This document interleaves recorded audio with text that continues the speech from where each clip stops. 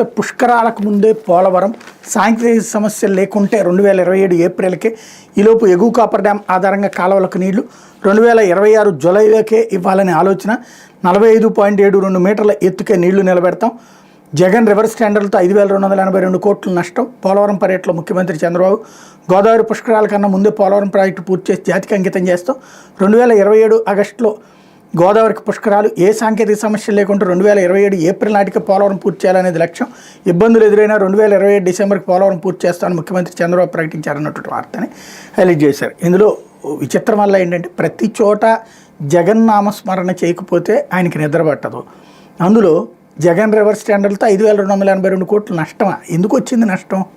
ఎవరు తీసిపోయారా డబ్బులు?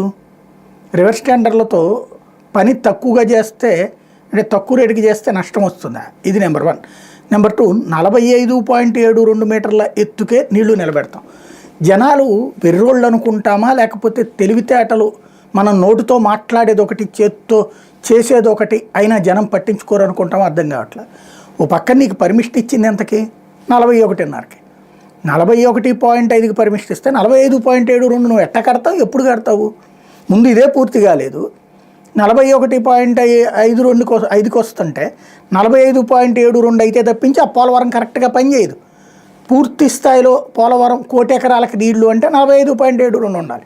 అది ఉండాలి అంటే చుట్టుపక్కల ఉన్నటువంటి ఛత్తీస్గఢ్కి కావచ్చు, ఒరిస్సాకి కావచ్చు, వీటితో ఏదైతే దీనికి లింక్ అయిన తెలంగాణకు కావచ్చు మరికొంత మునుగుతుంది. అంటే దాదాపు 1,00,000 మంది నిర్వాసితుల్ని వాళ్ళకి ఏర్పాటు చేయాలి.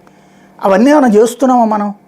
కానీ రాస్తారు పేపర్ వాళ్ళు, మాట్లాడతాం, ఎట్లాగూ దాంట్లోంచి కొన్ని నీళ్లు రేపు లిఫ్ట్ చేస్తాం కాబట్టి అదిగో మేము చేసేసాములే అన్నటువంటి కాన్సెప్ట్ తప్పించి, అంటే ప్రజలకి ఈ సమగ్రమైన అవగాహన ఉండదు కాబట్టి ఏదైనా మాట్లాడచ్చు అన్నటువంటి కోణంలో మాట్లాడడం తప్పించి ఏమీ లేదు. లేకపోతే